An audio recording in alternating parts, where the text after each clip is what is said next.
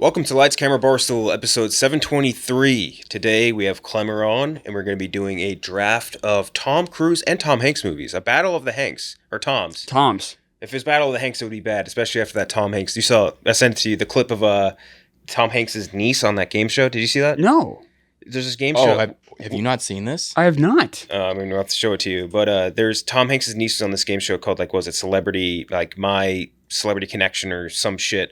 But basically the whole show is you need, all these people are in a game show and you need to guess who's related to who. Okay. They don't know anybody's last names, any of this shit. And they basically need to guess, I think you're related to fucking Tom Hanks or whatever. Right. And that's how you win. The winner gets $100,000.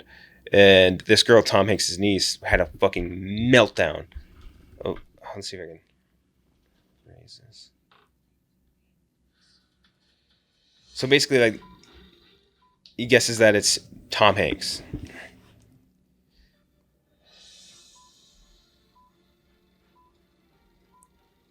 Oh, come on. Full countdown.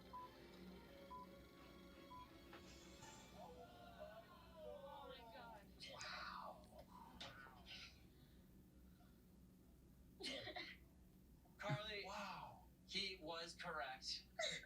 Congratulations. Oh, we're not even close to it yet. It is Tom Hanks.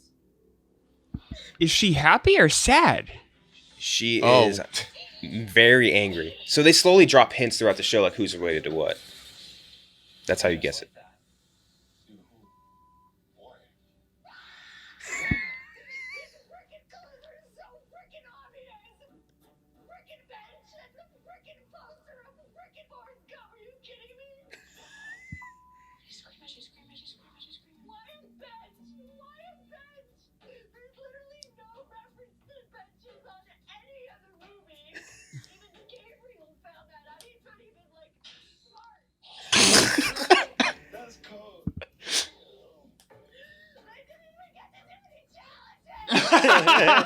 Dude, all-time meltdown. Why a bench? There's just something weird with the Hanks DNA, or I guess she's married in, so it's the other side. What's her name? What's Tom Hanks' wife? Rita Wilson. Rita Wilson DNA. It'd be so much better if it was just not just a more random celebrity. Yeah. It's Thomas Hayden Church's second cousin. Exactly. Yeah. Way freaking out. And they feel that entitled. Yeah. Why do they mention wings? Why? It's unbelievable. And I blogged about it earlier. I was like, I would bet you that your uncle would pay you $200,000 to not do that. Yes. Right. Very easily, if that was the big fucking problem there. So she didn't win money, and that's why she had this meltdown. I guess. I think she just really wanted to win the show. Never heard of that show, and it's on ABC too. It's hosted by the Jonas Brothers. Yeah. Yeah, I've never even heard it. Yes, I'm with you, Gooch. I've never even heard of this show. I like the idea of it though, because I think we would all be good on this. I think so. We get the hints. Now I want to watch it. Yeah. Unfortunately, I should just lie and say I'm related to the Kennedys or something, and just be like, I'll lie and say I'm related to. Never mind. I don't want to drop my legal last name on here. Your lineage. Okay, so we do have some news. There's some big shit that dropped between us in our last episode. The first being David Cornsweet is going to be Superman, and Rachel Brosnahan is going to be Lois Lane. That's the biggest news for James Gunn Superman legacy movie, legacy movie that he's writing and directing, which is huge. I'll save my thoughts on it, but Gooch, I know you. How'd you feel about it? I really love the Cornsweet. I mean, as much as you can at this point. I love that casting just in terms of his look, which, by the way, people saying he looks like Henry Cavill or Tom Welling or Brandon Routh. Great compliment. They are playing a very specific character. Of course, they're all going to look alike. Mm-hmm. That's what the character looks like. But he's got the look down. He's obviously going to put on weight. People were Christopher Reeve was very skinny when he got cast, and he put on a lot of weight. So was Henry Cavill. So was Brandon Routh. Yep. Before, Ben Affleck was not that big before Batman. He got bulky. The Hollywood people get a different kind of training than we have access to. Trend. Yes. So I have no doubt that he'll look the part. He definitely, I don't know if you guys saw that 2019 interview he did with Entertainment Weekly, where he actually talked about the role, because during the interview, they're like, I'm sure you get this a lot, but you look a lot like Henry Cavill. And he's like, oh yeah, I knew about that before the internet pointed it out. He's like, actually, my pie in the sky role for me is playing Superman. That is my dream role. He's like, I love the Henry Cavill dark gritty take on the character, but in my mind, I'd love to see a throwback, very cheerful, optimistic Superman, which is just exactly in line with everything James Gunn has said, what he wants to do with the character. And that's what Superman is. I think you know that. Superman, like, I respect what Zack Snyder was going for, but that's just not what Superman really is. Like, Superman is supposed to be the superhero that's optimistic and hopeful despite everything else. Like, he's just always the best of everyone. So yeah, I'm really excited about that. Rachel Brosnahan, fantastic actress. I just can't. She cannot do the Maisel voice. She can't do the Maisel voice, which that newsy voice, that would grate against me. But she is a fantastic actress and apparently submitted by far the best audition tape. So yeah, I'm excited. I trust James Gunn. I don't know how you couldn't trust James Gunn with comic book movies at this point. So yeah, looking forward to it. I was on the same plane as you, and people were fucking roasting you for this, which is I thought was crazy. I was just like, yeah, like Rachel Brosnahan, like excellent actress. I don't see her as Lois Lane, which is like not to say like, oh, she's incapable of playing the character of Lois Lane, but I almost feel as if it's beneath her talent level. Like, I don't know what range you'd be able to give the character of Lois Lane to make it worth her time. And like, there's a big opportunity cost with superhero movies. That's like 4 to 6 months of filming. Like, where she could be doing prestige TV. Like, Marvelous Miss Maisel is incredible, and she's the reason why. Like, if I could see her doing something else, I'd rather that. And the more I think about, like, Lois, the people who have played Lois Lane, which obviously different iterations. But like Margot Kidder, Kate Bosworth. Amy Adams played Lois Lane. Amy Adams was wasted. She was wasted. Did anybody on Earth, like, when you're like, hey, do you know Amy Adams? Like, oh, the actress that played Lois Lane in Man of Steel? No one has ever said that. But Margot Kidder, though. No, you just said that name and it flew right over my head. She was the Lois Lane to Christopher Reeve's Superman. I see, like, I wouldn't even remember that. But that's more about me now having watched those. She was a great Lois Lane, and she was and in the 70s, she was, I wouldn't say a star, but she was in Amityville. She had done some stuff before that with Robert Altman, I believe. So she was kind of someone who wasn't a huge name, but then she was a great Lois Lane, though. So I think that role can have meat if it's written well. If it's wasted like Amy Adams, then what are you doing? Yeah. Have either of you watched Superman and Lois? Not the new one. That's the new one right now. They write yeah. Lois wonderfully on there. She's like, I mean, she's basically, it is, I mean, obviously the title Superman and Lois, they do treat it that way. Like, it is 50% Superman, it is 50% Lois Lane. They write her so well. Yeah, Lois and Clark in the 90s with Terry Hatcher. That was a well-written role. The big difference with that, I think, is that with TV, you do get a bigger opportunity more time. Expand and do that with characters. I don't think you get the same. If you have a Superman movie, Superman is your star. Superman 2, Lois Lane plays a major role in that movie, and it proves that Lois Lane can be an origin. So, like, you know what I mean? Like, they already had to establish, like, hey, here's Superman, everything you need to know about him. Now we can expand more in the sequels. Are they going to do the origin thing again? Well, it sounds like they're going to. Establishing the character and all that stuff. And you can't do that in an origin. But it's like, if they, obviously, this is part of James Gunn's new DC, maybe they have new Supermans and she has an expanded role in the other ones. But the way in my brain I see it is like, in a Superman movie, Lois Lane is maybe the third fiddle. It's Superman, villain, and then her. Yeah, it's fair. And like for me, I'm thinking Rachel Brosnahan. Like I want her to be. If I could see her in 10 new HBO shows over the course of the next 10 years versus anything DC, I'd much rather that. And as far as DC goes too, like James Gunn, if it was anyone other than James Gunn, I'd be like actually pissed about it. But James Gunn is like, he's really good at this. And I think that like he is really good at also like you look at Margot Robbie in the Suicide Squad, like she was incredible. But that character also inherently has so much more range available than Lois Lane does. And I mean, it's one of those things. I'm sure going to crush it. But you know why? I mean, she has to pay the bills too. I'm sure the check she's getting. You completely understand why she's doing it. It's a selfish thing entirely on my part. Like she should be taking it, no questions asked. But from a selfish viewer standpoint, I'm like, is this going to be? Would I much rather her see in other stuff than have all these time that's going to be dedicated to playing Lois Lane in the future?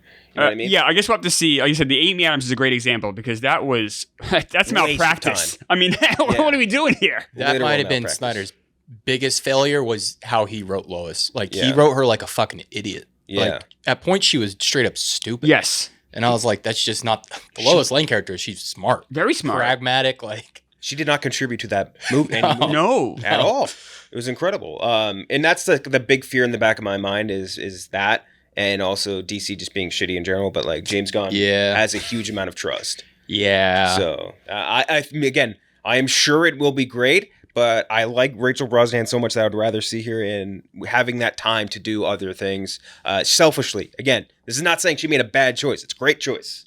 But Who would you guys pick for Lex at this point? So the options were, I think the options at this point are Nicholas Holt, both the Skarsgårds, Bill and Alexander. I saw that. Who were the other ones I saw on there? Between Bill and Alex, I'd rather Alex. Yeah. I'm gonna not allow myself. I'm gonna say recluse myself. What is the word I'm looking for? Recuse. Yes, because I wanted Jesse Eisenberg to play Lex Luthor so badly, and he was the worst Lex Luthor imaginable. So I think I'm bad at casting Lex Luthors.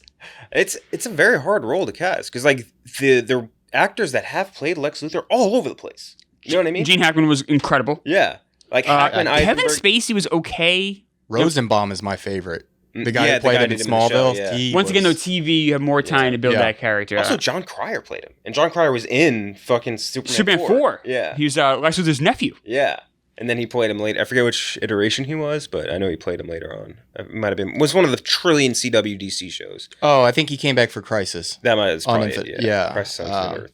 Giancarlo Esposito voices him in He'd be cool. Harley Quinn. Great voice. He'd be, who do you guys want for Lex? Now that you say it, but he plays too many. He's too old. He's too old. I like when Superman and Lex are kind of the same age. Ideally, they should be roughly the same age. Yeah, because then they're like kind of rivals with each other and have to like team up at points, and I like that better. So I would go. Honestly, I like the idea of Bill, the younger one, because then it pairs up age wise. But I know James Gunn said he's a massive Succession fan, so I can imagine he was just sitting watching this last season of Succession and like he's like, I need Lucas, I need him. Yeah. Ooh, Hugo Weaving. He's too old. I mean, he's a younger guy. He's old here. as shit now. I mean, I say that, but Gene Hackman was an older Lex Luthor, and he was fantastic in Superman 1 Gene Hackman. and 2. Superman 4, less said the better. Mads Mikkelsen. Too old. Too old? He's like in his almost not the right 40s. He's not a right fit for Lex. I don't think. He is a great villain character, but I'm just going through a list of evil actors. he's almost too physically imposing. See, I think I'd look less evil actors and more smart actors. Who plays intelligence really How well? about Tom Hiddleston? Don't hate that. Just imagine him with like a bald head doing like basically Loki except not English voice, I guess. I think similarities could be tough to get away from, though. Yeah, Aidan Gillen from Game of Thrones. I would have. I actually, and he's very good in The Wire too. Yeah, he is good. Yeah, like I think he's a very underutilized actor. He's in Dark Knight Rises. He is. That's right. Beginning, Right a great plane sequence. What's he been up to? He really disappeared. Question. He was after. I saw him in something after Game. Oh, he was in that Paramount Plus show with fucking Jeremy Renner. He was in Maze Runner. Remember that? He showed up out of nowhere, I think. It's very funny. I was watching the other two the other day, which, by the way, the other two, after I fucking spent all this time promoting it, immediately gets canned. That's your fault. Fucking incredible. Should have been watching early. If you promoted the show from season 1. I know. You could have saved I didn't it. fucking hear about it. It was on Comedy Central or something. But yeah, there's a great bit in that where one of the main guys is auditioning for the role while Dylan O'Brien is too. So him and Dylan O'Brien are in the same Zoom waiting room. And Dylan O'Brien's like, I can't believe I still have to audition for these things. I'm the fucking Maze Runner, bro. It cracks me up.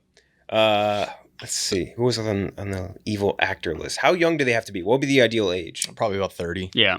30. Pass for 30. 30. I mean, I guess 30 passing. Okay. Yeah. I mean, imagine Henry Cavill playing. Can't be that Lex good looking though. Luthor? You can't be good looking. I think it needs to be someone who's very smart, who portrays intelligence I think well on smart screen. and good looking. I always think not good looking. I think Lex should be not good looking because he's jealous of Superman. I think of Lex as a handsome person. Oh, I don't. Yeah. I don't at all. You think he just looks more intelligent? Just someone who just exudes being bright on camera, but also isn't as good looking as Superman. I was just to be like a step behind. Yeah. Nobody's going to be as good looking Right. as Superman. Let's see. Or even 2 steps behind. I was trying to just click on a list of top 10 actors under 40, and I just somehow ended up on a list of top 10 actors under 40 who are following the footsteps of Harry Belafonte. Belafonte? Belafonte? You know who would have been good, but he just got casted as another villain? Evan Peters. Yeah, he would be. But that's Eisenberg 2.0, basically. Although, I don't know. I still think that didn't work. Yeah. Robert Pattinson as Lex Luthor. I mean, if he was playing a villain and a good guy in both, there's not a lot. Fucking, Michael B. Jordan, too handsome. That's actually not terrible. He's very bright. But he's almost with the too shaved head? He's almost too handsome. Yeah, And too jacked. the list is very thin. Think James of McAvoy. someone. Dude, James McAvoy would be good. That would be good. Yeah, I'd like him as that. Although too Britishy, maybe. You can dial that back though, right? Yeah, for sure. But like, I'm just thinking his face is so just. Ooh, you know who I'm thinking? Dan Stevens. Dan Stevens would be good. Dan Stevens, help me out. Beauty and the Beast. I'm Beauty trying to think of Beast, something Legion. Legion is really good in. He was fantastic. I don't think I know Legion. him. Eurovision. The Gift, right? Is that it? The horror movie was really good. I saw that. Or was that Joel Edgerton? I always confuse these two. It's the That's Gift and Edgerton. something. Edgerton's in The Gift. Yep. This is Dan He's a very Stevens. Britishy stage actor. Yeah. I don't think that guy's too handsome. Yeah, I think you don't can know. ugly him up a little. I'm not saying we need like me or Steve Buscemi in there, but have someone. Adam Hey, Driver. Steve Buscemi is pretty handsome. Thank you. I Adam appreciate Driver. Also handsome. Do you think he's too handsome to play Lex Luthor? He's not- Women think Adam Driver is very. I know don't. that. Like first time I saw him, like this guy's ugly, but women are like, and I also he's so likable.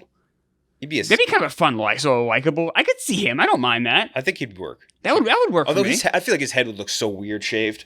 You know what I mean?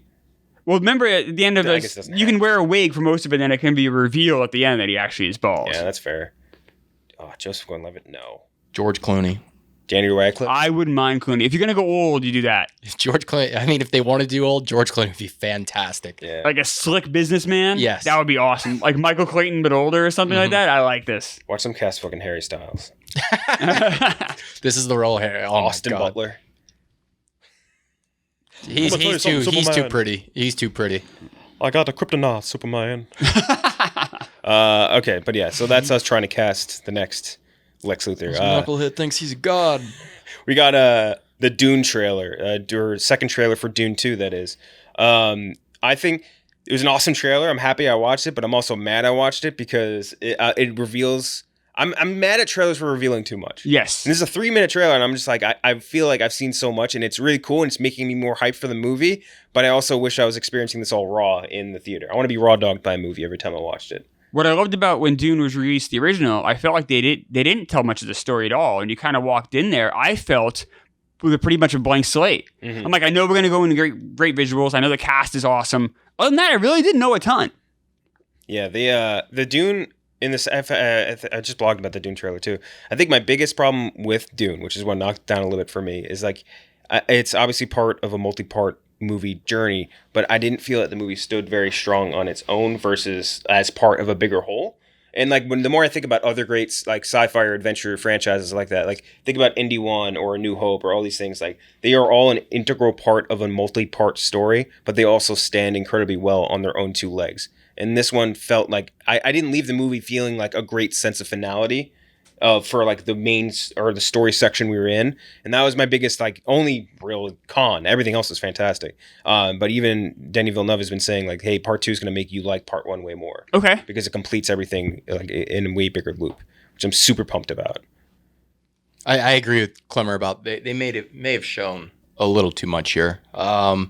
But outside of that, I mean, this looks, I was talking to Jeff about it right when it dropped, and it legitimately looks like one of the biggest, like scale-wise, one of the biggest movies I've ever seen. Like, it just looks massive. Definitely going to be something you have to see in IMAX, I feel like. They're very clearly showing that Zendaya has a larger role here. Yeah. Yeah. Oh, yeah.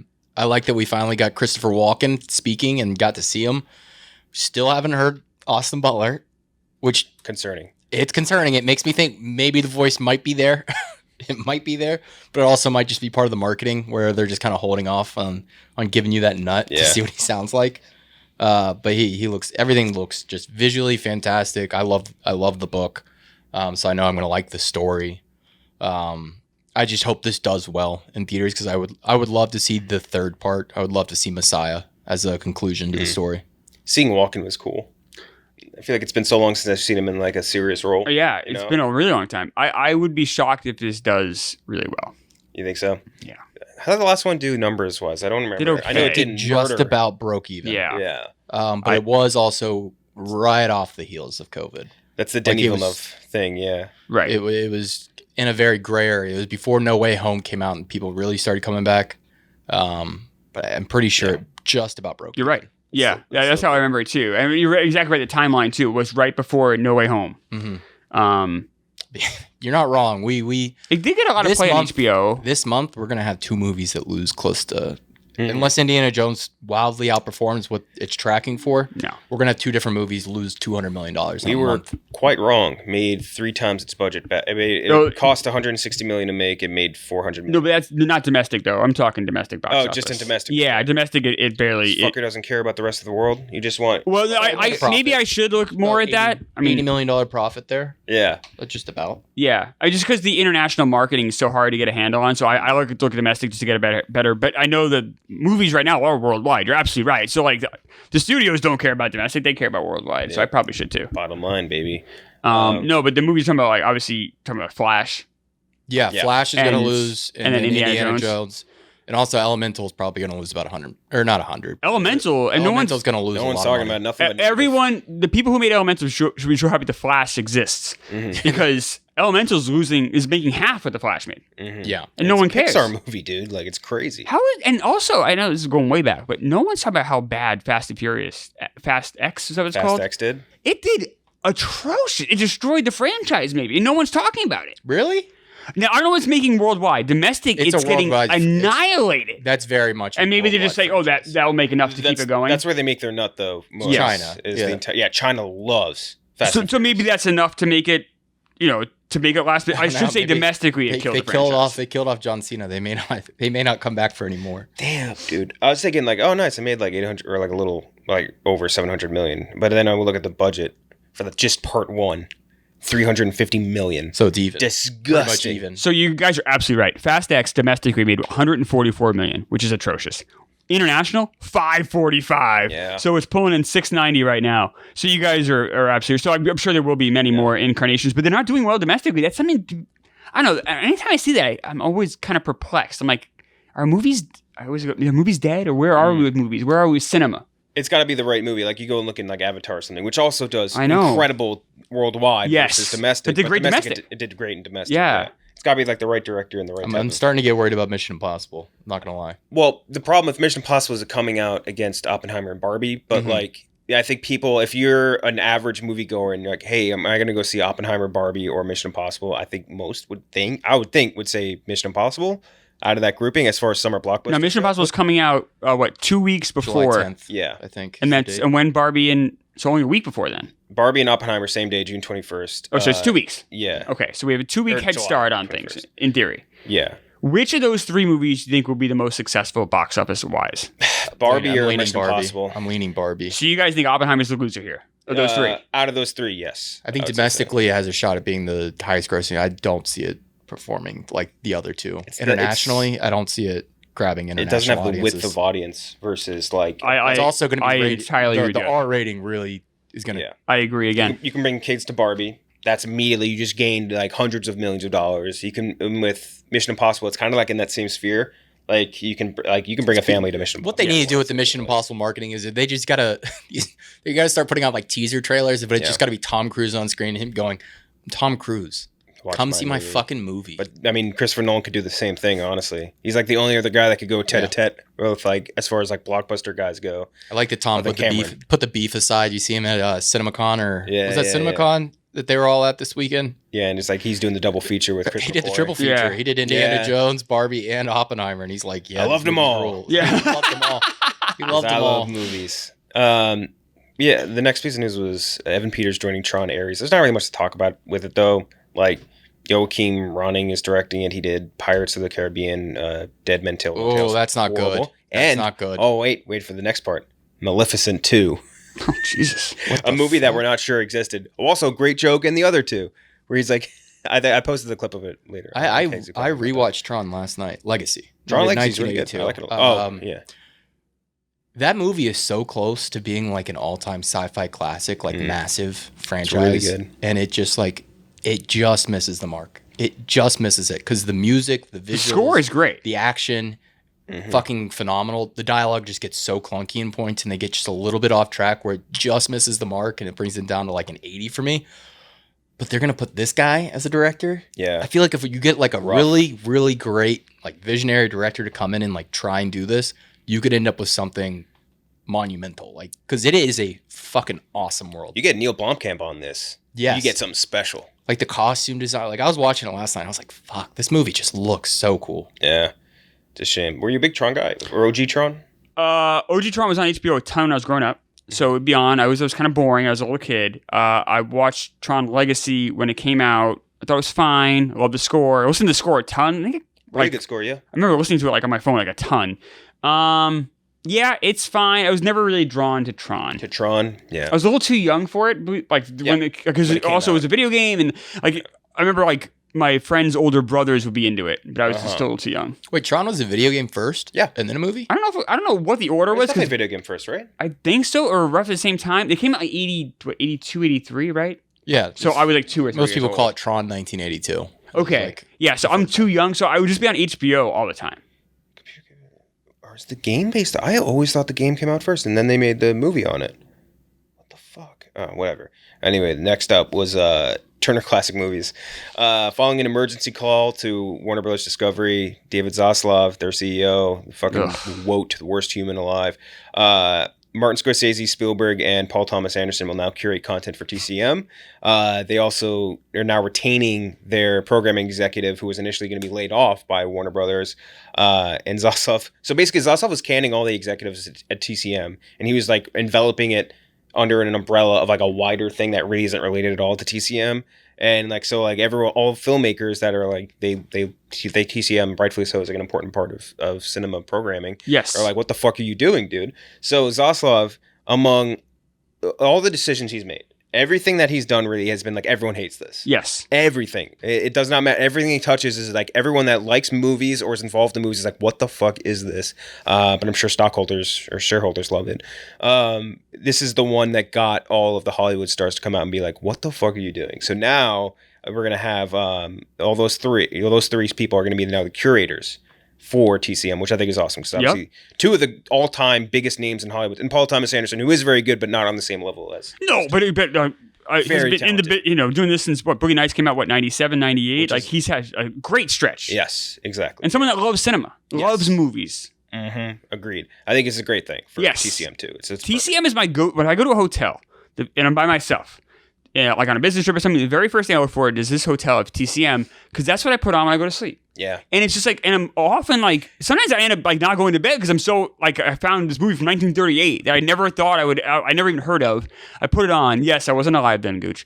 And I put it on and I'm like, this is fantastic. I love this story. This is great. Or sometimes it's a bust, but it's just nice to have the black and white visuals on. And it's also just nice to take a chance on a movie I never heard of. TCM is the best. It's one of my favorite cable channels. And the fact that, Zaslav was going to ruin. Oh, he's the worst. They fucking added him to the Academy. Yeah, I know. So bad. It's insane. Yeah, I'm same with you. I wouldn't be like 1/10 as into movies if it wasn't for TCM. I don't think, because that's a channel my dad kept. If it wasn't baseball, he just had TCM on. Your dad sounds awesome. Yeah, he loved it. Your 1 and 2. He loved it. Your dad's the best guy ever. Who's the guy that comes in before the movie and like kind of introduces and he like talks about like the history? What's that guy's name? Oh my God. He would come in.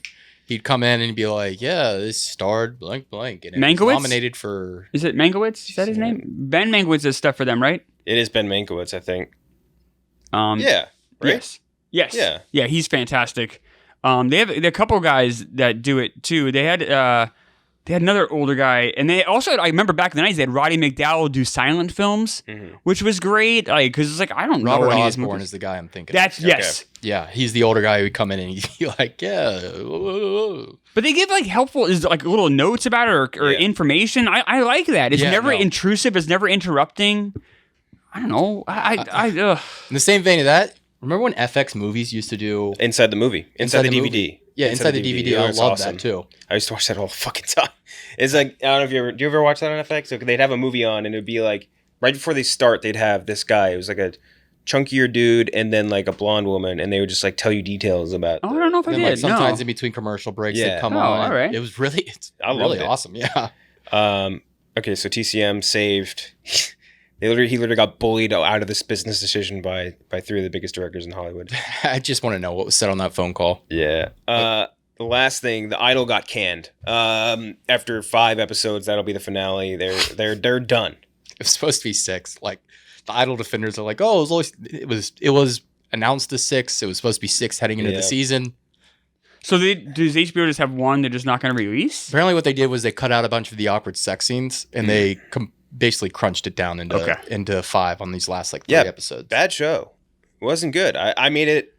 I can't claim. I guess I can't claim fully bad show. I didn't watch the first 2 episodes, but nothing about it was intriguing. It was like the most try-hard edginess show I've ever seen, and like it works sometimes. It works like the edginess of it works in something like Euphoria because like the acting is like really fucking strong, and like like those scenes, those smaller scenes are incredible. But like this is just that like all that edginess moment or edginess like dialed up to 10, and that's all they got. It was not for me. By any sense. So yeah, Idle Canned. Never saw an episode. I don't think you ever will. Yeah, it doesn't sound like it. I'll just rewatch Band of Brothers for like the 80th time. So that's the Idle. Now we're going to get into our draft. Draft today. So I won. The last time we did this, I won the poll. We didn't release the names, but I won. This one, I'm going to tell you guys right now, I'm going to lose so badly. I'm going to be in single digits. It's very hard to lose this, I think. I don't know. I'm going to do my best. The order, I did it before I had time on the randomizer. It's going to be Klemmer, then me, then Gooch. Oh, okay. First overall pick's not bad. I don't know. I think it is. I honestly think third is the best, though. I agree. Kind of fucked. Because honestly, so this is more about, like, there's more depth of films and, like, for me personally than like one I had to have at 1 or whatever, you know what I mean? Yeah. Like last time we did the movies from 2010, 2014, like I had to have Social Network. Yeah. Because that defines the whole century for me for movies. This is not the case. So should I start? Yeah, you're up. So it's either Tom Hanks or Tom Cruise movies, correct? Hanks or Tom Cruise movies. So I'm going to start with a little Hanks with Castaway. Wow. I love Castaway. I think it's one of the greatest performances by an actor. Tom Hanks in this movie, obviously. I know some people have some issues with the Helen Hunt stuff. I don't care. It was good. The stuff. Some people are like, oh, the time doesn't make any sense. Like she ditched this guy after like 6 months and she got married. She's a piece of shit. Who cares? Like that also happens in real life. I just think the stuff, especially him on the island, is so amazing. I cared about Chuck Nolan so much, and I love how it ends. It ends with him. That's a great ending. One of my favorites. Great ending. Like just like the choices we all have, and sometimes like, you know, when you get a little older, you realize it's like chapters of your life, and it kind of does. Sometimes you end up with almost nothing, but you have freedom, and you have the open road and a lot of different ways you can go, and that can be sometimes the most exciting and most terrifying part of your life. His whole journey was so powerful to me. I love this movie. I watched it quite a bit. I know it really means a lot to me. I love him not opening the package. Me too. Just fucking walks off on that cross. Kept his integrity. Yeah, I fucking love everything about that ending. It was perfect. And the last good Zemeckis movie, probably, I think. Correct. Yeah, the last really good one, right? Yeah, the last Zemeckis level Zemeckis movie. Yes. So Castaway off the board. Now I'm gonna have to go first. I think you might be right. You might be crucified. For This is gonna be rough. Yeah. Okay. For my pick, it's gonna be so fucking hard. But I need to pick Saving Private Ryan. I don't have a fucking choice. It's this grouping. It's my highest rating, a 98 out of 100. Saving Private Ryan, and it's not a movie where I'm like, hey, this is anchored by Tom Hanks. Like he's the reason this movie is great. He is very, very good in this movie, no doubt about it. But it's a very much group effort and more story driven thing than anything. Like all these characters and the relationships and like what got them there, their mission they're on, all this stuff. But I think it's really one of the greatest war films ever made, and just, like it has so many insane performances. Like again, I always get back to the most famous piece of Saving Private Ryan trivia, I guess. But the sort of story that Matt Damon goes off on, which he improvised completely, which is insane. And again, he's a guy who was not like he had Good Will Hunting, and then he was here. Like it was crazy. Like, yeah, it wasn't like some big name guy. He was and like the sort of the process they went around doing that, where they had him. All the other guys go to boot camp and he didn't have to, so that they had a genuine hatred for him. So many great moments. All of it feeling very like it's not like you're gonna have some big CGI effect type of thing in this movie, but everything felt very like you felt the tension they felt. You felt like bullets whizzing by. You felt all of it. An incredible movie. And Tom Hanks is like earned this as a great fucking moment. I think it's a great moment in movies. He's fantastic in it. I think the big reason he didn't win the Oscar for it is he had already won 2, pretty recently. My issue with this movie, and I don't know if you guys agree, is when they find Damon, the movie, in my opinion, kind of screeches to a halt to some extent. There's some great moments. There's obviously the cowardice you see Jeremy Davies go through. Like this, some of that stuff is really powerful. But like for me, the movie's at its best before they get to Damon. Yeah, I think that part of that is. It feeds into what I like about that second part or last act too, though, is like them losing people and like, why the fuck are we letting our friends die for this one dude and all that shit? And then I feel like that moment when they find him and they're all just kind of like, I like that ostracization, I guess. Yeah. Of that character. The stuff on the bridge, I don't find very compelling. I thought the fight scene was cool, like where they're all like making this little trap and all this shit. Yeah, that to me is like the weakest part of the movie for me. But I don't know. Getting stabbed, Adam Goldberg getting stabbed like really slow. Yes, fucking brutal. Gooch. God, I'm just looking through. The list I pulled up for both these actors is like their Rotten Tomatoes like ranked, and it's gross that Captain Phillips is ranked above Saving Private Ryan. War crime. That's a war crime. He's good in that. There's no question about it. I really like Captain Phillips. You might see that come up later. It's a good movie, but like I like Saving Private Ryan more. But I think it's like closer than maybe I have it than you guys do. But I'd go like a full 10 points, if not more, below. For my first pick, I think this is one of the 5 best action movies last 20 years. Mission Impossible Fallout.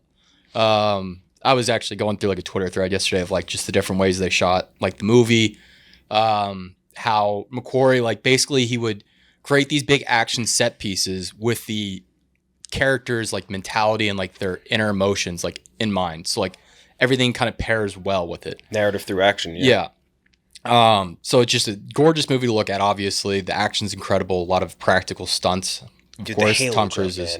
Yeah, that's the clip that they started with. And then they like went down through the thread when it opens up in IMAX. The format changes. So sick. I mean, so unbelievable. Great, and one of my favorite theater experiences too. Like I think I saw that 4 times in theaters. Yeah, I saw it twice. I saw it twice, and it's like second time I went. A guy behind me was so annoying though. He kept talking about. He's like, well, he did the thing where he's like, "Well, it's been way longer than 5 minutes." Like it's like, shut up, shut bitch. the fuck up. Shut up. Hate when people do that. But yeah, I really love that. I cannot wait for this coming up. Dead Reckoning. I kind of wish it wasn't happening during the break. I was talking with Kenjack. I wanted to do almost like a Mission Impossible rewatch, you guys. Like every day we watch a movie and like do a quick thing on it. Like, but we're not gonna have time. I'm gonna be away next week. I did it over Christmas. It's a very fun franchise to go back through because I bet it changes so much, right? Dude, it's crazy. And different directors, different it just gets better guys. too. Like it gets better, right? It continually gets. I mean, it like drops off, of course, at 3 and 2, but even 3, you get Philip Seymour Hoffman. Philip Seymour Hoffman is like one of their best villains. It just like jumps, like just starts to jump up. Like once he climbs the. What's the building out in India? From that point on, like the franchise has just been like just pedal to the metal. It's 3. I think even when you look at the first 3, that's 3 of directors with some of the most distinct directing styles. Yes, De Palma, Wu, and who else? And then J.J. Abrams. That's right. Yes. Yeah. And then J.J. Abrams, and then after that we have who was the in between before McQuarrie? I don't even remember who did fucking. Well, I don't even remember the one before Rogue Nation. I always forget it. Ghost Protocol. Ghost Protocol. Who did Ghost Protocol? I forget now. Oh, now I gotta look. Was Ghost Protocol not? Hold on. No, it wasn't McQuarrie. Right. He did Brad Bird. That's right. Yes. Dude, again, very distinct styles. Yes. And a very fantastic. Who did a great job with that movie. A guy who should do way more live action. Yes. So yeah, I'm gonna go Fallout. Second pick, I don't really want to do these. These Toy Story movies are here. There's so many of them. Yeah. I will go the first Toy Story. I know people prefer 2 and some people prefer 3, but I really just love the original. It's a movie that like you can just. It's one of those movies from your childhood you can distinctly remember seeing in movie theaters, and you distinctly remember like all the marketing around it, like the toys, like just how special it was to you. The video game was awesome. I don't know if you ever remember that. I went I had PlayStation 1. I went to I didn't have that. I went to a YMCA and they had a little game room. And so instead of going to actually play at the YMCA, I would just go into this little game room and play the Toy Story video game all the time. Yeah, it's just fantastic. People were so excited when that came out. Like the idea, like, oh, it's computer animated. Like I remember because I was 15 when it came out, and I remember when it came out, and it was like I saw it in the theaters. I have a sister that's younger, and I was blown away. It could have very easily looking back at it, you don't really have like that frame of reference when you're a kid, like thinking like, oh, they're gonna do it in 3D. This is just supposed to happen. Yeah. Like looking back, that could have been a fucking disaster. Oh yeah. Like trying out that new tech on like that big of a movie, like it could have looked terrible. It could have derailed Pixar. It still looks great. Like it's very. It does. Fluid. It looks really good. Like, it's really clean. It looks nice. Yeah. It's a very good movie. Yeah. So Toy Story. It's a good pick. I'll go with, because I want to get one of my favorite Tom Cruise movies off the board, just get Top Gun Maverick. Top Gun Maverick, I think, significantly better than the original Top Gun. I think that's... and when I first said that, I was afraid people would get pissed about that, but it is, I think, the consensus. That much better. I think it's significantly better. When it first came out, people pushed back on that, and then I think people went back and rewatched the original Top Gun in comparison to Maverick, and they're like, Oh yeah, This is not even comparable. Like Top Gun Maverick, or Top Gun the first one, like very culturally important, like Americana movie of the 80s, but like Top Gun Maverick, a legitimately incredible action movie. I think he was obviously the big star of the entire thing. Just a perfect action movie in every single sense, which is again incredible considering he was coming off the heels of Mission Impossible Fallout. And it's just a movie that shouldn't work at all and did more than work. It was fucking one of the best movies of the year. Like when you really think about 30-year break and then like, yeah, let's just do another Top Gun. And like people who earnestly watch Top Gun know like this isn't really that great of a movie, and it just fucking was so goddamn perfect. And so when I watch Top Gun Maverick, I am under the assumption that he's dead. Like I assume that he dies in that first scene we see him in, and the rest is just like a dream, a fever dream before you pass away. Like it's a Twilight Zone episode, Occurrence at Owl Creek Bridge, and it's the same kind of thing. Like man is getting hung. He dreams that he escaped getting hung, and then he's doing different things in Civil War time, and this episode ends with him just actually getting hung. He actually it was all a dream. Dead the entire time. I think that's a much more interesting way to watch it. If people haven't watched it that way, I recommend going back and watching it that way because I just think it adds a lot of like levels and layers to some of the stuff that happens to him. Like, is it all just how he wishes his life would be? It's kind of about being middle-aged also, and just like how do you come to grips with kind of what you've done in the past? How do you rectify it? It's the fact that kind of a quote unquote silly action movie can have all these different layers to it speaks to how intelligent, how good this movie is. Mm-hmm. Yeah, he brought up a great point too. That opening sequence is so fucking perfect. Dude, what a great introduction to what that movie was going to be. Awesome. I was like shaking in my seat. I know, man. Once he like pushes the throttle down, like you're like, holy shit! Like you almost feel like. But then he just like wakes up in a cafe, or he walks into a cafe and he's fine. Like I just think it's all very weird. And I'm thrilled that it's that weird. I was so excited when it happened. I'm like, oh wow, this movie's gonna do this. All right, cool. I have a lot to think about. Yeah. Also, you want to talk about a movie that did well domestically? Yeah. Oh yeah. Holy shit. Yeah. I think it's got to be one of the highest grossing domestic. So that gives us $700 million domestic. That gives us a hope for Mission Impossible, then, right? Oh yeah, for sure. Like Tom Cruise is still getting asses in seats. That's what I'm saying. These teaser trailers really should just be Tom Cruise going, "I'm Tom Cruise. You like my movies? They're fun to see in movie theaters. You come see this one." Like that's it. Gooch, you're up. Also, by the way, notification just came up. We were talking about Barbie, Oppenheimer. Which one will make more? Yeah. Barbie's tracking for 70 to $80 million opening. Okay. Mm-hmm. Oppenheimer's going about 40. But you got make tracks. But you guys made great points. The fact you bring your kids during the summer. Yep. And the fact that also, are men? I guess my only question is: are men going to see Barbie? I think men will go with. I think it's like one of those movies that you can ironically go see. You can go see with your girl. It's a perfect like take your girl out, go see that. But if you're a guy going to movies by himself with his buddies, are you going to go buy 2 tickets to Barbie? Here's the counterpoint: Ryan Gosling. Dudes love Ryan Gosling. He's the overlord of our personalities. I mean, we'll go see anything he's in. Yeah. That's another thing I was thinking about Tron. When I was watching Tron yesterday, I was like, if they had a different actor like Ryan Gosling in here instead of Garrett Hedlund. Yep. Oh, no. Big time. No, absolutely right. Because Garrett Hedlund could not keep up with Jeff Bridges at all. Klemmer, you get back-to-back. I'm going back-to-back cruises here. I'm going to age myself a bit here with these two. A Few Good Men. No, it's a great pick. Yeah. I mean, just incredible. One of the best movies of the 90s. Just amazing cast. Obviously, you get Nicholson, you get Demi Moore. But the whole thing, the whole story, Aaron Sorkin, the script is just so fantastic. And Rob Reiner, super underrated director from the late 80s, early 90s. Did Misery, Stand By Me, A Few Good Men. Just a fantastic. Did he do Princess Bride? Did Rob Reiner do Princess Bride? You see it? Yes, he did. Yeah. That's what I thought. What were you saying? My middle name is from Stand By Me. Really? My parents just really liked it, and they're just like, let's make it Gordon. Oh yeah, the Will Wheaton character. Yeah. I like that. Also, a fantastic little novella. It's called Different Seasons by Stephen King, if you like to read. Shawshank Redemption's in there, as is Apt Pupil, which is a movie that came out with Brad Renfro a few years ago, Ian McKellen, and I'm forgetting one more. It's a massive hit. But that's a really interesting novella. Check that out. My other movie is another Tom Cruise movie from a long time ago, Rain Man. Rain Man. Won Best Picture, obviously Dustin Hoffman. But for me, the whole movie is Tom Cruise character. Dustin Hoffman's fine. He does a great job playing that role. But watching Tom Cruise's character, it's him acting against him, and like, you know what I mean. Like, it's not necessarily, I think, Dustin Hoffman that is like, if he was just doing what he was doing without Tom Cruise there, nobody gives a shit. but it's Tom Cruise and his reaction. And Tom Cruise also has to be an asshole there. Like, he's not, you're so seeing Tom Cruise always be kind of the good guy.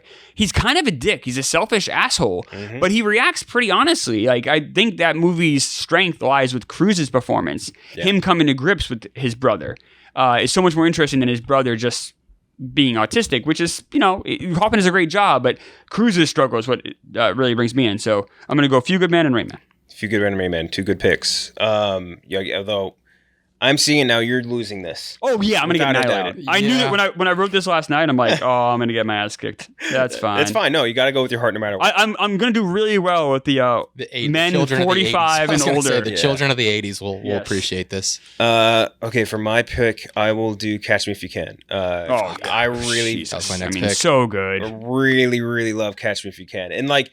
It's another movie where I'm like, hey, is this movie great because of Tom Hanks? Like, probably not. Like, Leo is the star here, but and Spielberg too, because Spielberg is just so good at like using. I feel like, and this is the same thing with obviously Saving Private Ryan, just being able to present a story as a character versus like, hey, you need to focus in on this dude. Same with like Jurassic Park, like all that shit. I'd even say Christopher Walken's better in this movie than Tom Hanks is. Yeah, that makes sense. You know what I mean? I think Walken got nominated for an Oscar, but I feel like that character is so much more interesting than Hanks. Yeah. But as long as we're doing just their movies, Catch Me If You Can is one of my favorites. I can go rewatch that any day of the week, no problem. It's just like perfectly paced too. Like seeing his progression of like his skills and his different workarounds and him constantly evading the law. Like I love that movie so much, man.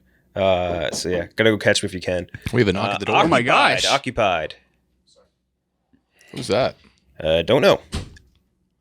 Okay. Anyway. It's a wild time. The office right now, there's a lot of construction going on. I have no desk anymore. They wiped it away. The office is in complete chaos while we take this. Catch Me If You Can off the board. Now such a great movie. Has back-to-back. Okay. So seeing that we can just take like supporting roles, I will go Tropic Thunder. I think that's fair. I was going to take it late if I could. Yeah, like I will take it because like if I'm just going like off strength of movie here, I think like that is just so good. And for some reason continues to get better or almost hold up. I don't know how to put it. It gets funnier.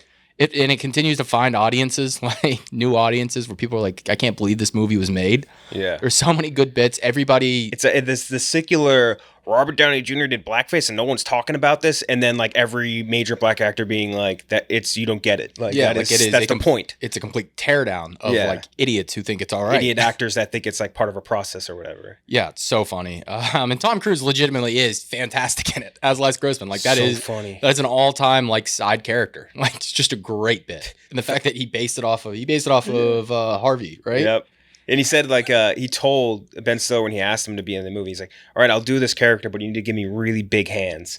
So he gave him, like, these, like, giant prosthetic hairy arms. They're so hairy. Oh, so, very hairy, yes. So hairy. It's so funny. Didn't he pick out that song, too? Or wait, no, he just danced, and then they threw in they're like, just give us a dance. And that's how he... Bill Hader up against him, too. Very funny. See, that's a person I just forget is in the movie. Dude, it's like, and they had another person in that sequence, too, because, I forget. Someone else in that control room. I forget who it was. But their back and forth is so goddamn good. So good. I'm talking G6. And like Bill Hader's in the background, Money Train. Oh, fuck. I got to rewatch that soon. Right. Again, the weakest part of that movie, guess who? Even though the character was important. Jack Black. No. Jack Black was good. Yeah. Jay Baruchel? Jay Baruchel. You guys have so much Baruchel hate. No, it's just pretty bad in that movie. Come on. He is not bad. He just like this it's the point of the character. It's the point of the character is for him to be a straight man that's like being logical versus all these idiot actors. But it was just watching. Every time I watch it and he speaks, I'm like, shut up, big Jay Baruchel. Let me get more. I'm not going to take not when I'm in the room. I defend my skinny brothers.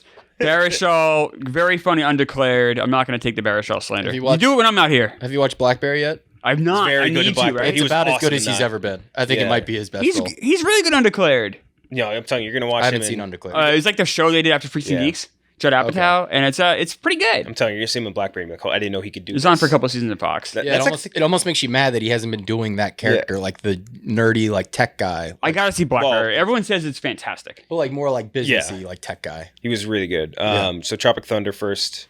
And then I will take one of Brandon Walker's favorite movies. I think it is his favorite movie, That Thing You Do. I do like that movie a lot. That's a endlessly rewatchable movie. So I went Hanks Cruise again. It's fine. Really? That's a good vibes movie. That's a good vibes movie. There's so many movies ahead of that. I love movies with music, especially original music. The song is great. If that song doesn't work, the movie fails because you hear it so much. The Wonders, banger. Fantastic song. That movie's okay. Steve Zahn.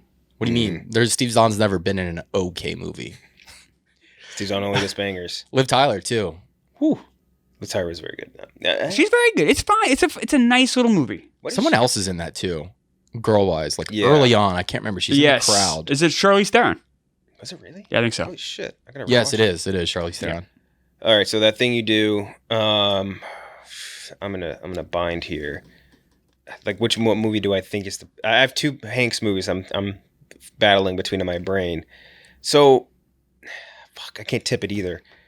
I'm gonna do. Don't take the one that's on my list. I'm gonna fucking yell at you. Take Apollo 13. All right, it's fine. Fair. Apollo 13. It's like, is Apollo 13 like my favorite movie of Hank's filmography, or like Ron Howard, whatever? No, but I think like it's one of the cooler space movies. It is. That makes sense as far as like the authentic ones go. Like not like a big space war or whatever. Like you feel the tension throughout that entire movie. I think it's really well acted across the board. Like, brilliantly acted. Hanks too, but like all the others, like Kevin Bacon, like fucking Gary Sinise, like all these dudes, like incredible. Ed Harris. I was gonna say Ed Harris is in the Mission Control Room is so good, perfect in that role.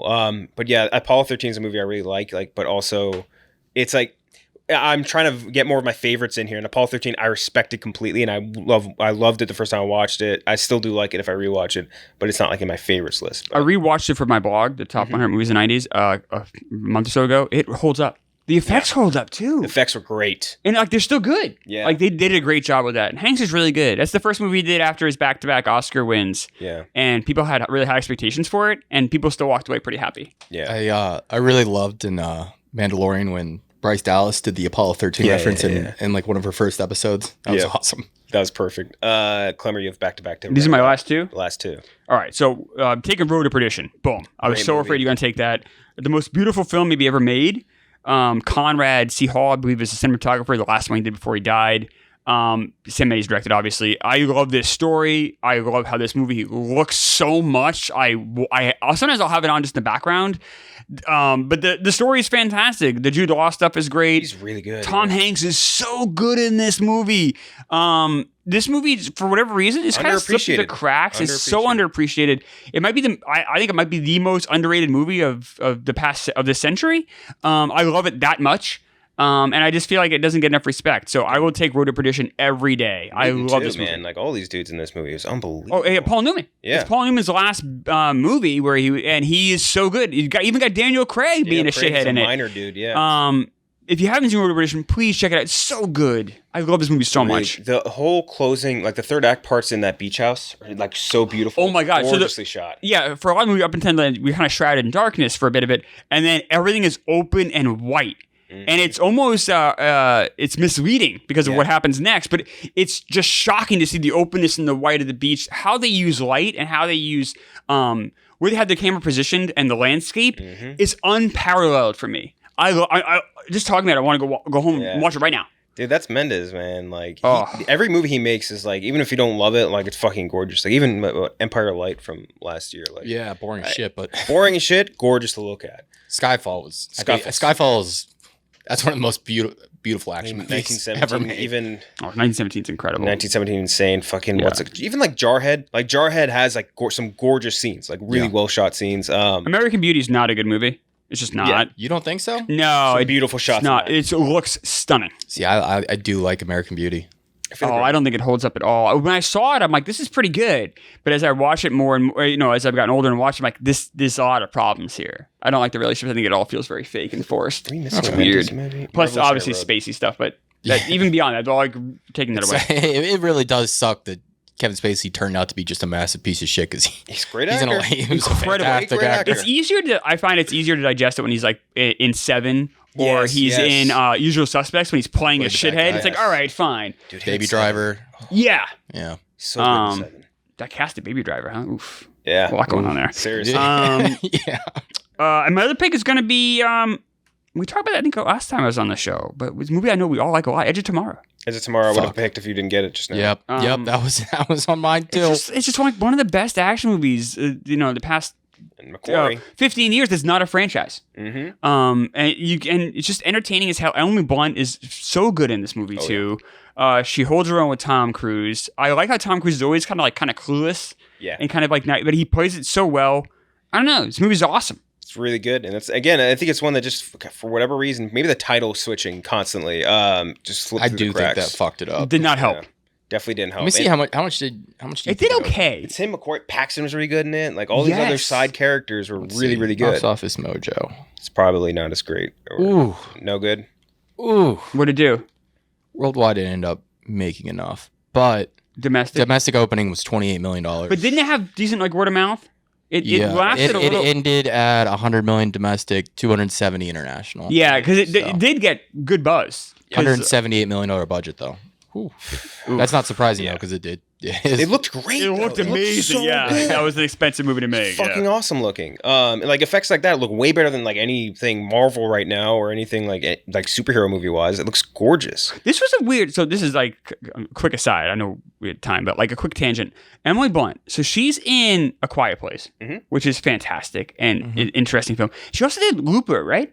With she was the person in the barn. Yeah, those are three really exciting, interesting, thrilling movies that you don't typically she's the same the same actress in all three. I think we're kind of sleeping on how good Emily Blunt is in male centric movies. I guess is what I'm trying to say. She actually had a. I can't remember. She was the lead in Quiet Place too, which she also I think did a really good job. I have not seen that. I really should because I love A Quiet Place so much. I don't know why I haven't seen it. It was a COVID movie.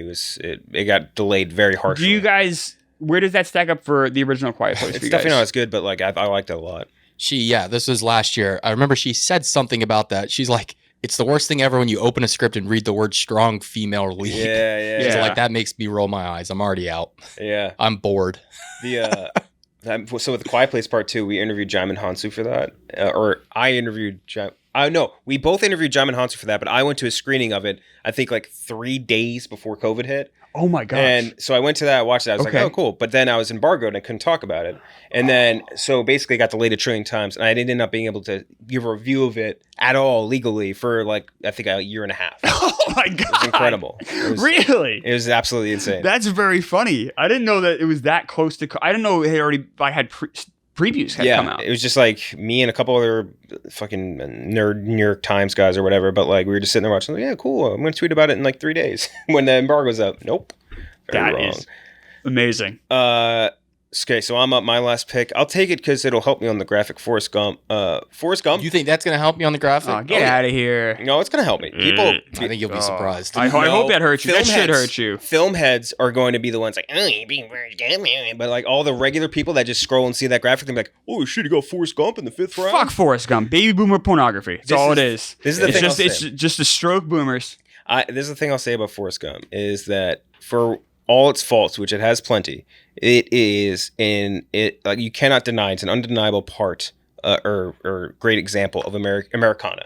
You know what I mean? You're going through all of American history, and I think that part of the movie it does a really good job of. If it wasn't Forrest Gump, if it was more of just a regular dude, I feel I would like it way more. But I feel it was very fun even now to watch that movie and just see kind of the progression of that time period of the United States going from your baby boomer era of 1950s, everything's perfect, to things getting shakier, to Vietnam, to Nixon, to all this stuff going through into what was then in modern day. And that part of it I liked. Didn't like Age Jenny. Age Jenny was no good. Jenny the entire time is a piece of shit. Huge piece of shit. But it's also people are fucking complicated. People are. That's fine. That's cool. As being a Gen X kid, I've had to deal with baby boomers forcing their existence down my throat over again.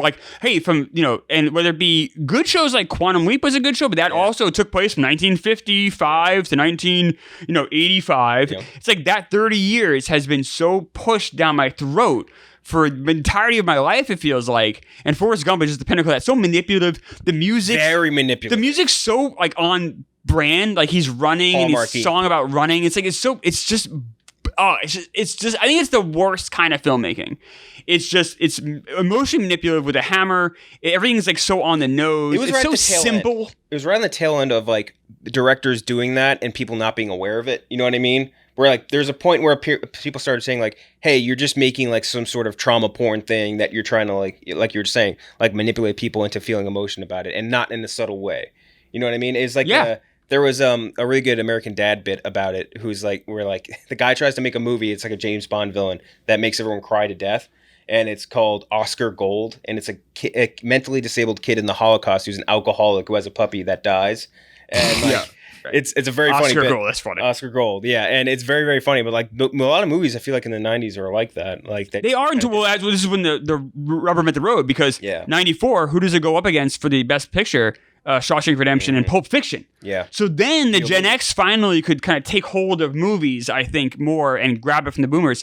But I'm also pissed off Gump beat those two movies in the Best Picture. I have real anger and animosity toward Forrest Gump. Yeah, I think it's never going to be in my like top billion movie. Like, you know what I mean? Like this is art to filmmaking, but it's a movie that I think that there is a vibe to Forrest Gump that is enjoyable, which is like they're again going through all of American Time. You get like the very cheesy, very corny ending, like all that stuff, but it's like it's pretty much the definition of feel good. You know what I mean? Like it's not a movie you're gonna watch and be like, "Wow, I'm fucking pissed off." Like you might be pissed at Jenny, I guess now in that ironic sense for online feel good. You don't think Forrest Gump is feel good? The mentally challenged guy. It's supposed to be feel good. I actually do walk away. He's like, "Is he like me?" Like he's looking at his kid on the floor. I actually don't mind that scene. That breaks me. Me too. That's the one scene where it's like, all right, there's like some emotion here, and maybe I'm being manipulated there too, but it works. Everything else to me does piss me off. Sally Field fucking the dude. Just so weird. If I had to pick a Robert Zemeckis film from the '90s to watch, I'm picking Contact. 10 times out of 10. Oh, here we go. Let's go. Contact is awesome. I love Contact. So underrated. I love Contact. Contact is fantastic. There's something about Forrest Gump, like. Again, all its faults. I can't be like an ironic Twitter Forrest Gump hater because I still like I could rewatch Forrest Gump and be like feel happy at the end of it. You know what I mean? Or sad, whatever. Feel the emotions. I'll be manipulated by it. It's Bill and Ted for special needs kids. Basically, is more or less, and it led to a great joke in Tropic Thunder. I mean, but we got two movies on here that were part of that joke. Yeah, Rain Man and Rain Man. That's true. That's true. That's right. Dennis Hoffman, not full. Definitely not full. It's Sean Penn. True, that's what makes the joke perfect. It's like, yeah, you really can't. Sean Penn full, and what was it? I Am Sam. I Am Sam. Yeah, so bad. What's eating Gilbert Grape? Nope. Gooch, your last pick. Last pick. Since we are going favorites, I will go A League of Their Own. Tom Hanks movie. You want to talk about a good vibes movie? Yes, that's one of my favorite baseball movies. So enjoyable. Gina Davis, fantastic. Really good. Love of my life. Madonna, actually pretty good in that movie, and of course, I think it's one of Tom Hanks. Like in terms of characters he's played, it might be my favorite. Like, what's his name? Jimmy Dugan. Jimmy Dugan. Yeah. Yeah. Supposed to be Jimmy Fox. Yeah. I mean, I just love it. It's so enjoyable. Like it moves quick. Something about it. It really captures like what makes baseball so enjoyable. Mm-hmm. Yeah, that is a really good one. It's like right in my head. I combine them at that and That Thing You Do. You know what I mean? It probably came out within like what 3 years ago. Yeah, That Thing You Do is like 97, right? 98, and 96, and then it was 93, 92. And I really like both of them. I really like both of them a lot. They're really good movies. Yeah, there's better movies on here, but like I think I'm just gonna go favorites. It's funny you conflate them because Tom Hanks in The Nation's Eye was very different. So when League of Their Own came out, it was before Philadelphia and Forrest Gump.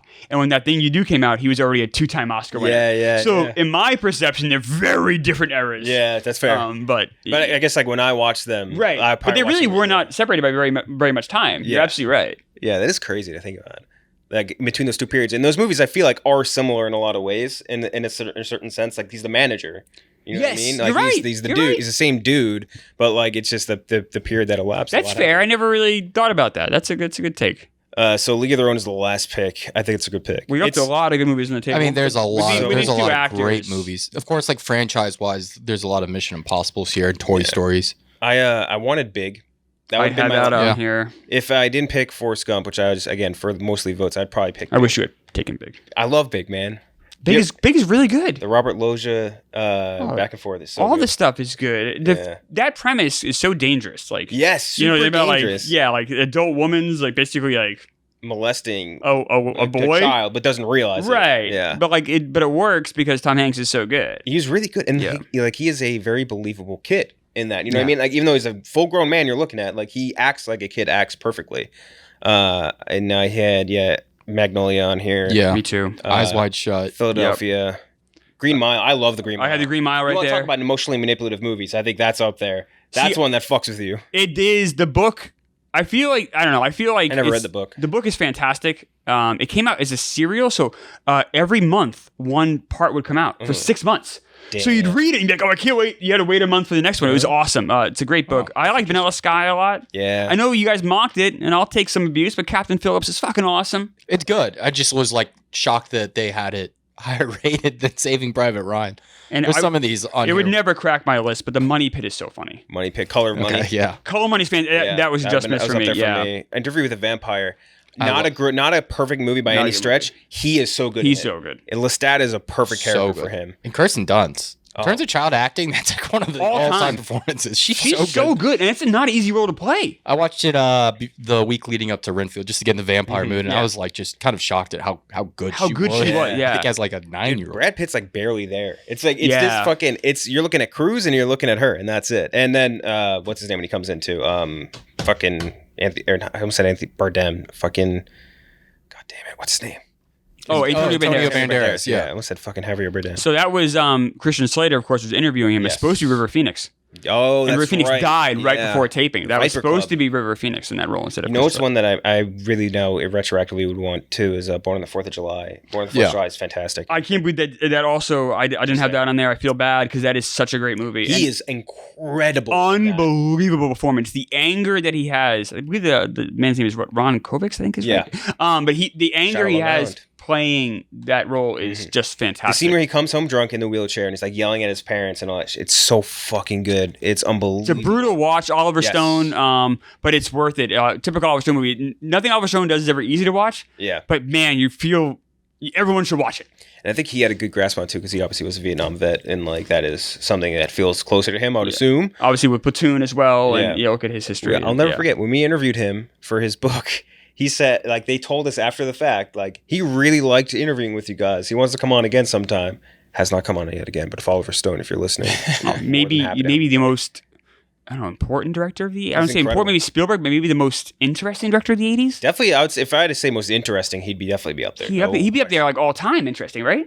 So when I was reading his book, it was all about like it's like a bio, and like he's going through all this stuff, like how he filmed or put together the script for Scarface, and he was like embedded with legit coke lords in like Miami.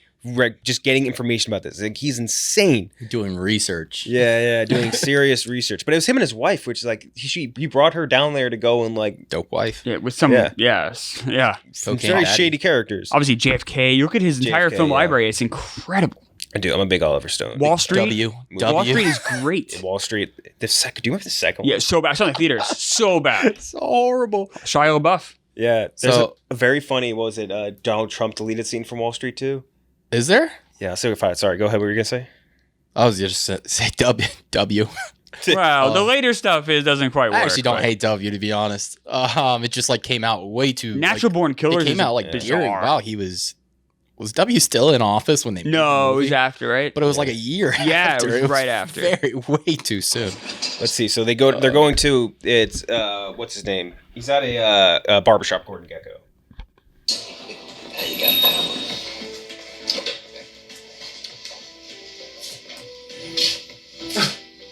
So hey, is this the one and only Gordon Gekko? Hey, Donald. What are you talking about? You're the one and only. So now I've got competition. It's a great place to get a haircut. I love this place. I've been coming here since the 80s. Well, the 80s are no longer, Gordo. The world is a tough place. How's life, Gordo? Life is fine, especially... Them calling him Gordo This is the greatest scene in film history. Hedge fund, enjoying my exile here in London. I know, hedge fund. Are you kidding? The economy's terrible. But you know what? Send me the details. Has anyone ever told you that you look great? Really great in a comb? No, Donald, I'm a Joe man myself. Hey, whatever makes you happy, pal. Yeah, that's the secret. Stay happy. So Gordo, Let me tell you, Gordo. You'd look great with a comb over, Gordo. Come over, Gordo. That is funnier than any SNL sketch in the last 10 years. That is amazing. Such a bad actor. It's incredible. So now that we're through this draft, and I know we had this conversation before, Cruise or if you had to take one filmography, Cruise or Hanks, which one are you going? I would rather have. Fuck. I would rather have Tom Cruise because he is more important to cinema than Tom Hanks is. Is that what you're? Is it what I would rather if I could only have one the rest of my life? Which one would I pick, or is it which one's more important? Because more important, I agree with Ken Jack. If it's which one I would want the rest of my life, I would pick Tom Hanks. Okay. Like all the movies from our top grouping, it's mostly. It's top two, Castaway, Saving Private Ryan, and then Toy Story is right there. But fuck, man, I'd rather rewatch almost any Tom Hanks movie or Cruise movie versus any Tom Hanks movie. You know what I mean? It's very difficult. Even the bad, I'll give it. I'll say this. Even the bad, I disagree with you. We talked about bad this too. Cruise, yeah, I think is way better than the bad Hanks. The bad Hanks is awful to get through, but the bad Cruise is the risky business, the cocktail. But he's Risky Business is good. He's I'll always defend the best Risky part of Business. it. He's never the problem with the bad movie he's in. And we talked about this before. I think that Tom Cruise could do any movie that Tom Hanks has done, more or less. I don't think that Tom Hanks could do almost any movie. No, Tom Cruise could not do Forrest Gump. Yeah, no. There's a couple exceptions, but think about every major Tom Cruise movie. Could Tom Hanks do that role? Could he do Mission Impossible Fallout? Obviously, no. Right. Could he do A Few Good Men? Maybe. I wouldn't buy him as that same character. No, it's not that. Right. You're right. Top Gun Maverick? No. But Tom Cruise couldn't do Green Mile. Has Tom Hanks ever done think he could. villain? I don't think so. Has Tom Cruise done what? Has Tom Hanks played a villain?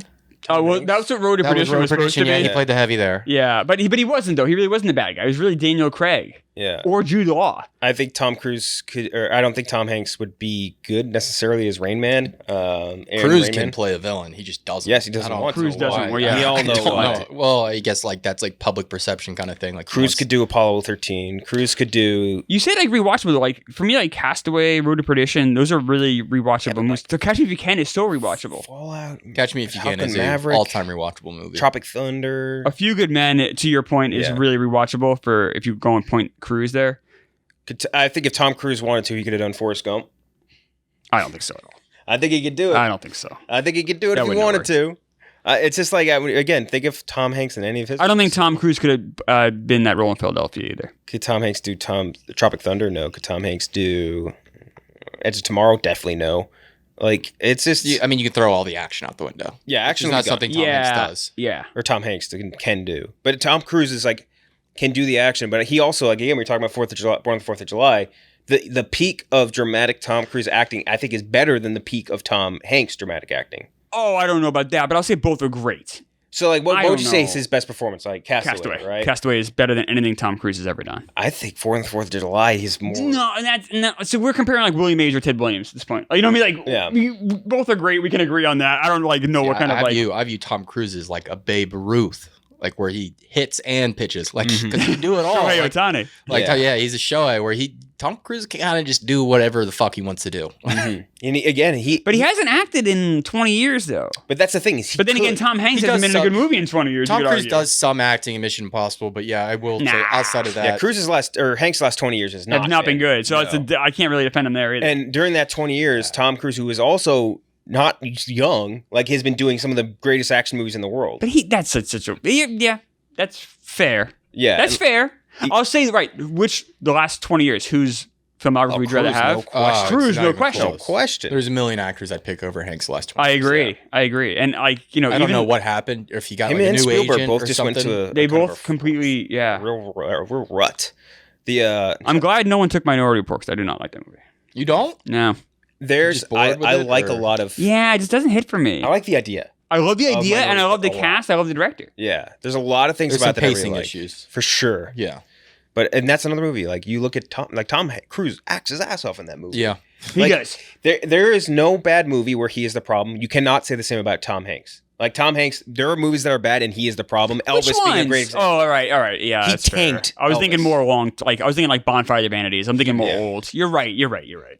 He single-handedly ruined that movie. Yo, such a bizarrely awful The performance. defenders of that performance too. So weird. Dude, There's people who like unbelievable. defend that performance, and I'm like, how can you defend it? Oh, Cloud Atlas. He wasn't good in that, but that movie was never going to be good. What was the one? News of the World. Punchline. Oh, wow. Punchline. So News I'm of the going World to was defend actually- Punchline. News of He the World, is fine. great in Punchline. Turner and Hooch is a great movie. Why do people say Turner and Hooch is one of the Punchline worst? is fine. I like Turner and Hooch. Punchline, though, by the way, is very good, and it's okay. But Tom Hanks is very good. I've in it. definitely never seen this. The Man with One Red Shoe. Yeah, it was just kind of a schlocky. What was the Extremely Loud and Incredibly Close. Horrible movie. Not Tom Hanks. fault. That's not on him at No. all, but that's a horrible movie. No, that's not on Hanks. Larry Crown, he's not good in. I have not seen that. movie? Didn't he? Fucking- Bachelor Party. Inferno, he's not good in. He's not good in any Oh, of I the- forgot about these movies. in So the when Da Vinci Hanks Code does movies? action, it doesn't work. Yeah, and he was not good in those. Those movies were bad. He was bad. Yeah, he was very bad in those. Ithaca, oh, wow. I've never Forgot seen that that. existed. Bonfire of the Vanities is up there. Terrible. Bad. So such a bad movie. It's almost hard to comprehend how bad it is. It's a fun bad movie watching. The Circle. The Oh my Circle, God. all-time bad movie. I remember thinking that was gonna be good too. It's- Because I was like, Tom Hanks, Emma Watson. Oh, John yeah. Boyega. Fucking what's his name in that too? Who's the other old guy that's in all these? Eddie Redmayne, not Eddie Redmayne. Who's the dude that Old was in guy. Bridge of Spies? Oh, Mark Rylance. Mark Rylance, yeah. Ooh. stole the Oscar from Stallone and Yeah, that was atrocious, by the way. That Bridge of Spies was such a bore to me, and I feel like he was like Mark Rylance. Like, yeah, he was good in it. Was he as good as Stallone was in Creed? No, I mean, what are we not doing? even close. What else is on his worst of list? Yeah, it's The Circle, Bonfire of the Vanities, Ithaca. He was bad in Ithaca, Inferno, all the Da Vinci Code. Da Vinci Code movies are horrible. Larry Crown, The Man with One Red Shoe, The Money Pit. No, I like even these. Money Pit is fantastic. Dragnet, I also like. I don't like Dragnet. Money Pit is so funny. Turner and Hooch, I like. Fucking The Burbs. I know people The have Burbs mixed are feelings. good. People Burbs have is mixed fine. feelings about it, but I I like like it. the is fine. Burbs. Bachelor Party, I wasn't a fan of. Doesn't hold up. The well Lady either. Killers. Oh, that might be the beginning of the end for him. Yeah, That because that was came the out. same year as I think. You know what else came out that same time? Terminal, Terminal. which I don't mind. People hate it. I understand. I understand why. I think it would be better if it wasn't him. It'd be a better movie. agree. I think if it wasn't Tom Hanks, it'd be a better movie. I agree. I do think Hanks has like one more in him.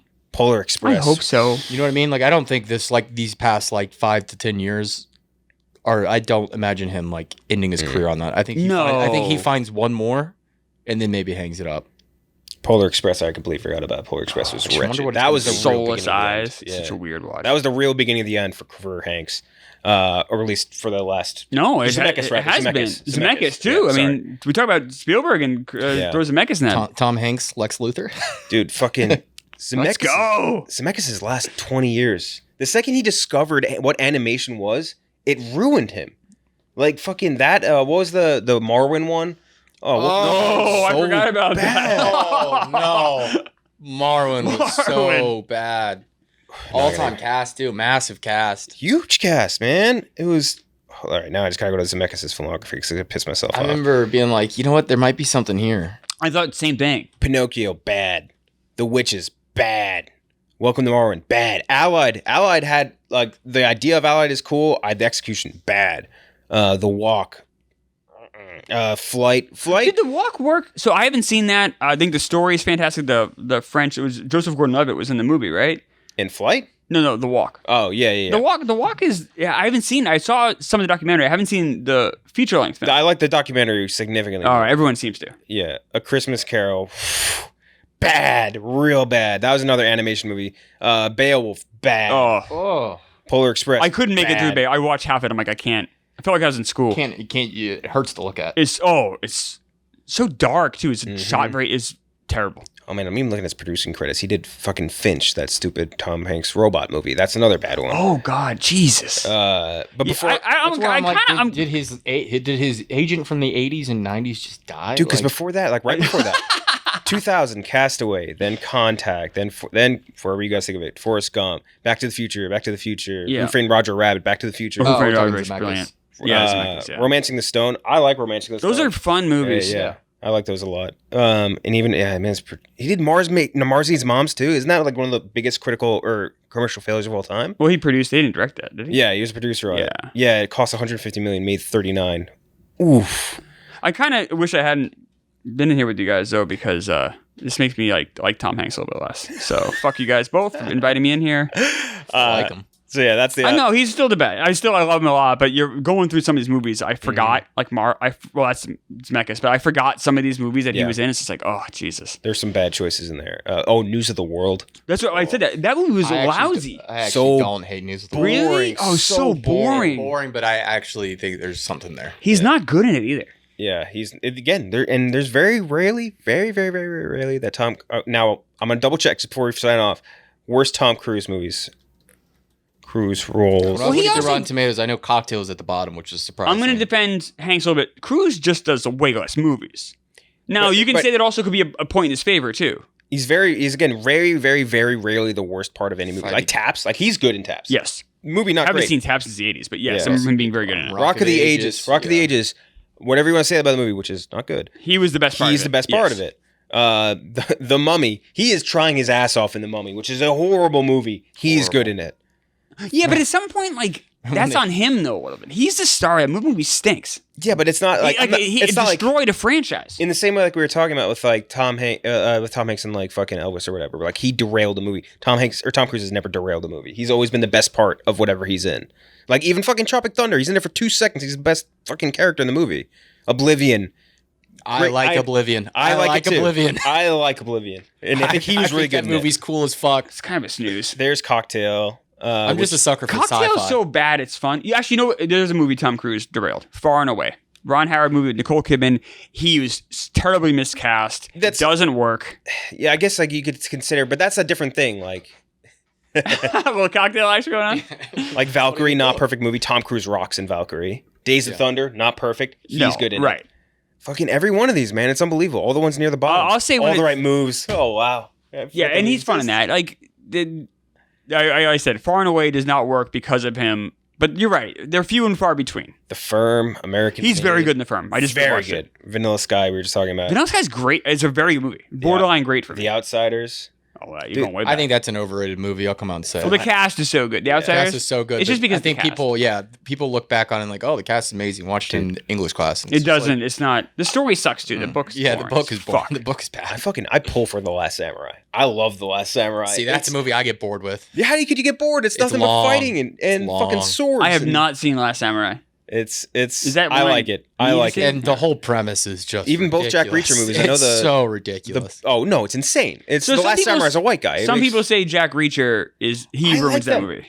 No, Jack Reacher fans say that because Jack Reacher in the books or whatever, it's just not the same character. It's not the same character. Yeah, it's not the same. It's just kind of they borrowed the name. But that's not the movies Cruise's fault. He got casted it. The movies are cool, and he's really good in them. He's just playing Ethan Hunt too. Reacher series rules. I like it. Not enough people have watched that. I like that. Night and Day, he's good in. Fucking all of these, man. It's incredible. This entire list. Anyway, that's the episode. Thank you, Klemmer, for joining in. Our full list, we didn't go through. Klemmer, Castaway, A Few Good Men, Rain Man, Road to Perdition, Edge of Tomorrow. Yeah, you will finish last. Yeah. But I love my list. I got all the movies I wanted almost. I have Saving Private Ryan, Top Gun Maverick, Catch Me If You Can, Apollo 13, and Forrest Gump. Gooch has Mission Impossible, Fallout, Toy Story, Tropic Thunder, That Thing You Do in the League of Your Own. Tropic Thunder's going to get you a lot of votes. You're going to win, though.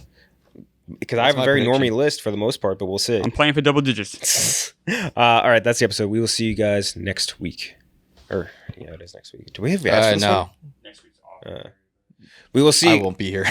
We will see you guys soon.